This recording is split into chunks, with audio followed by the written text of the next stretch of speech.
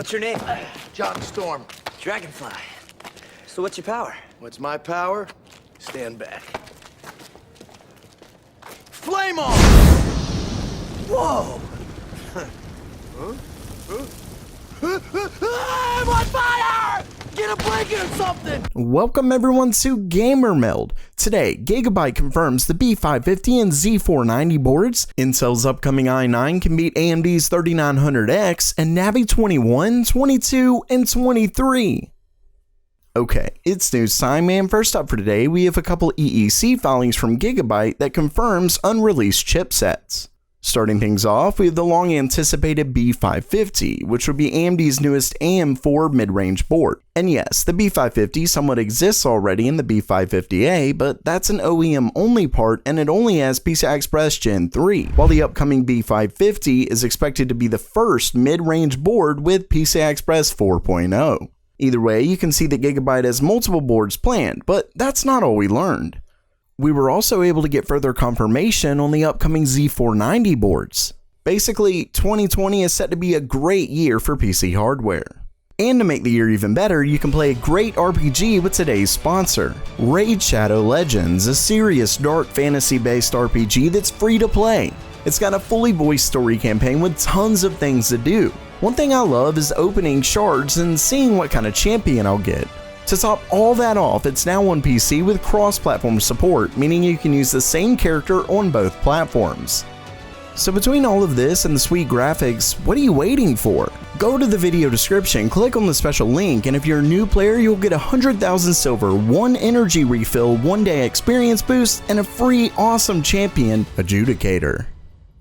Of course, that Z490 filing hints at a new CPU from Intel, and while the company has yet to launch their 10th generation processors, it's pretty clear that they aren't long off as we're starting to get some benchmarks. Now, I'll be honest and say that I wasn't really excited for Intel's next series of CPUs since, once again, they're set to be based on the ever-aging 14nm process. And don't get me wrong, it's pretty impressive how much the company has been able to push it, but it's also becoming fairly clear that the process's limits have been reached. Or so it seemed, because in a couple new benchmarks that were found and shared by our favorite Twitter leaker, Tom Apisak, things have become less clear. The benchmarks are of the upcoming i9 10900K, and what's interesting about these is that the upcoming processor actually beats AMD's 12-core 3900X. Sort of. As always with these benchmarks, there's a ton of different scores that we can compare them to since the 3900X has been out for a while. But when looking at specifically AnandTech's score, the 3900X actually loses in the CPU score on TimeSpy and the physics score on Firestrike, which is effectively the CPU score. Now, one thing to note is that TimeSpy does seem to have issues when going past 10 cores, so we should ultimately ignore that one, but either way, it definitely seems that Intel's upcoming 10th gen CPUs gain a big performance boost over their last gen counterparts.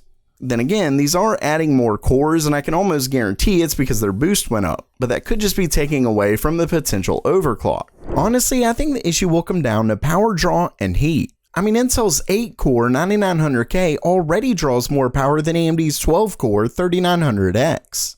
Without a better node and adding 2 more cores, Intel is really going to have a tough time not turning these into space heaters. Oh, and don't go by the TDP since it's derived from base clocks and they'll likely lower those as they've done in the past.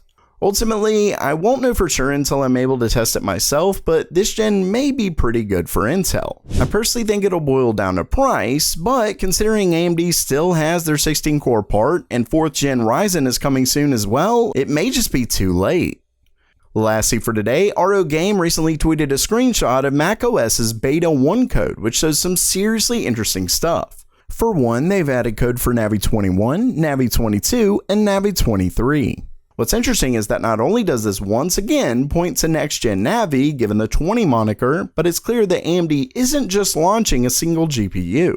They must plan to compete with Nvidia on just about every SKU. Not only that, but given it's essentially guaranteed at this point that next-gen Navi will have hardware ray tracing, it could mean these are meant specifically to compete with Nvidia's 2000 series product line.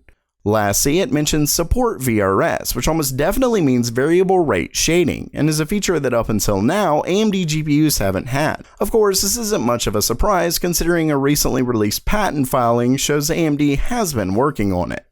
Either way, new GPUs are definitely coming and coming fast. The question is whether they're good enough to compete with Nvidia's next-gen cards or not. Here's the hoping. So while that does it for today, do you think Intel's 10th gen CPUs can take on Ryzen? Let me know down in the comments below, and don't forget to check out Raid Shadow Legends in the description. It really does help the channel out. Also, if you liked the video, please subscribe, and as always, have a great day.